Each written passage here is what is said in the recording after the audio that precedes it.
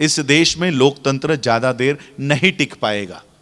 बाबा साहब ने ये बात पहले ही देख ली थी कि भारत में लोकतंत्र नहीं बचेगा। फिर ऐसे हालात में हम लोग कहां जाएंगे? क्या इस बात का नियोजन बाबा साहब ने किया नहीं होगा? जब बाबा साहब ये देख रहे हैं कि संविधान एक दिन खत्म होगा, लोकतंत्र एक दिन खत्म होगा, और उस समय मैं अपने समाज को जो इतने सालों से अपलिफ्ट करके यहां तक लाया हूं, मैं क्या इनको इनके हवाले करके जाऊं? क्या मोदी के हवाले करके गए हैं बाबा साहब हमें? क्या गांधी के हवाले करके गए हैं? क्या केजरीवाल के हवाले करके गए हैं? 5 दिसंबर 1956 के रात 2 बजे तक का रिकॉर्ड आज भी उपलब्ध है कि बाबा साहब आखिरी समय तक क्या कर रहे थे।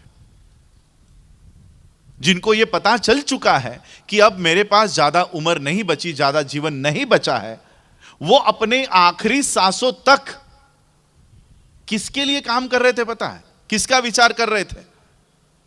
वो अपने बेटों के लिए, अपने बच्चों के लिए, अपनी बीवी के लिए प्रॉपर्टी की वो डिस्ट्रीब्यूशन नहीं कर रहे थे, विल नहीं बना रहे थे कि मेरी ये जमीन मेरी बीवी को, माई साहब को, मेरी ये जमीन मेरे बेटे को, भैया साहब यशवंत राव को, मेरी ये जमीन मेरे भतीजे को, मुकुंद राव अंबेडकर को। 3 ही लोग थे परिवार में। बाबा साहब अपने प्रॉपर्टी की ये सारी डिस्ट्रीब्यूशन करने नहीं बैठे थे।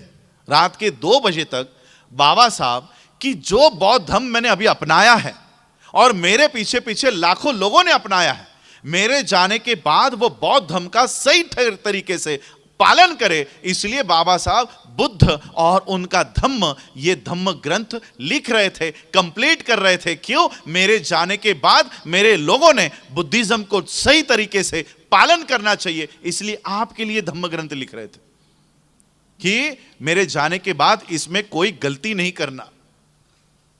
आखिरी सांस तक जो बाबा साहब डॉक्यूमेंट लिख रहे थे, वो हम बैठकर पढ़ने को तैयार नहीं है, बैठकर पढ़ने को तैयार नहीं है। बुद्धायनिस धम्मा पता नहीं। हमारे लोग उसको पोथी और पुराण की तरह बरसात शुरू होती है तब खोलते हैं, और जब बरसात खत्म हो जाती है तब उसे बंद कर दो। वर्षावास का प्रोग्राम रह गया है। बुद्धा और उनका धम्म पढ़ना वर्षावास का कार्यक्रम रह चुका है, जबकि बाबा साहब का यह डॉक्यूमेंट सोशल रिवॉल्यूशन का डॉक्यूमेंट है।